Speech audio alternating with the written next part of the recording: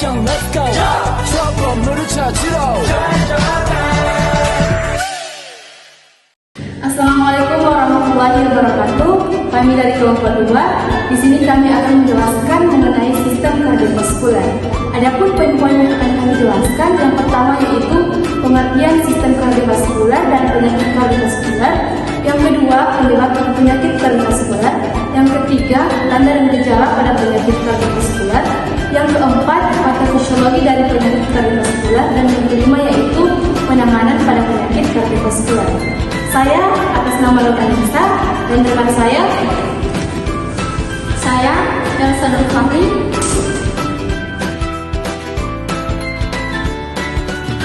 Saya Dian Herawati. Saya Ketuali. Saya Nanda Sena Putri. Dan saya Nanda Sena Putri. Pengertian sistem kardiovaskular dan penyakit kardiovaskular. Nah, sistem kardiovaskular merupakan organ sirkulasi darah yang terdiri dari jantung, komponen darah, dan pembuluh darah, yang dimana fungsinya memberikan dan mengalirkan suplai oksigen dan nutrisi ke seluruh jaringan tubuh yang diperlukan dalam proses metabolisme tubuh. Nah, sistem kardiovaskular memerlukan banyak mekanisme yang bervariasi agar fungsi regulasinya dapat merespon aktivitas tubuh. Salah satunya adalah meningkatkan aktivitas suplai darah agar aktivitas jaringan dapat terpenuhi. Pada keadaan berat, aliran darah tersebut lebih banyak diarahkan pada organ-organ vital seperti jantung dan otak, yang dimana fungsinya itu memelihara dan mempertahankan sistem sirkulasi itu sendiri. Nah, penyakit kardiovaskular yaitu penyakit yang disebabkan adanya gangguan pada jantung dan pembuluh darah. Contoh penyakit kardiovaskular yang umum ada serangan jantung, aritmia, gagal jantung, dan juga stroke. Kemudian yang kedua, penyebab sistem kardiovaskular, di mana penyakit kardiovaskular adalah penyakit yang disebabkan gangguan fungsi jantung dan pembuluh darah.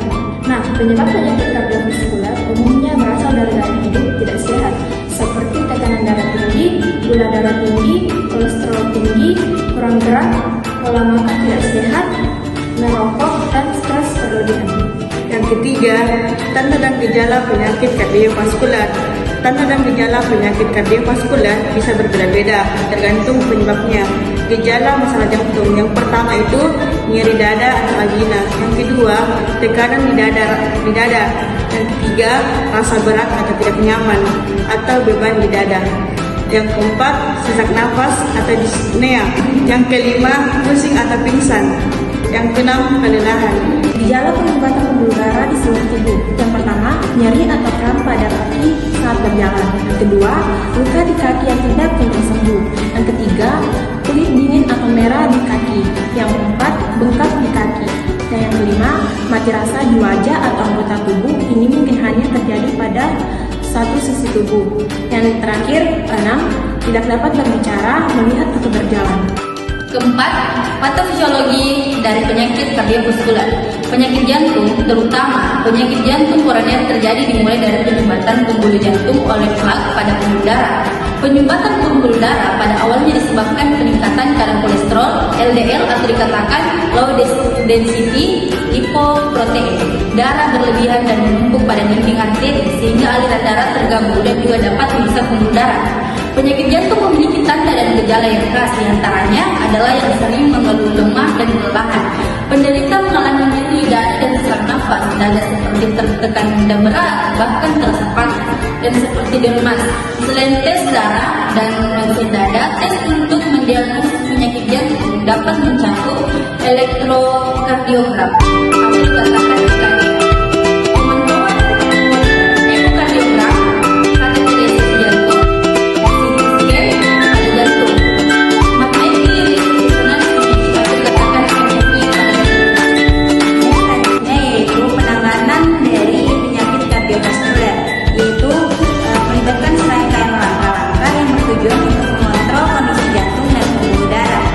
Yang termasuk yang pertama yaitu perubahan gaya hidup, contohnya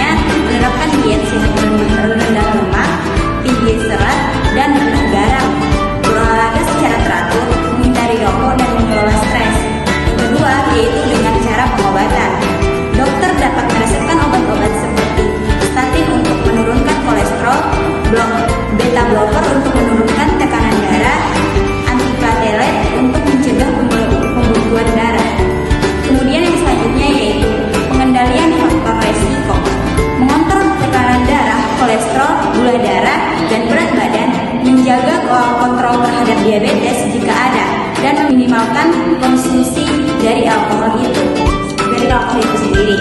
Kemudian langkah selanjutnya atau langkah yang terakhir yaitu prosedur medis. Dalam kasus yang lebih serius seperti penyumbatan arteri koroner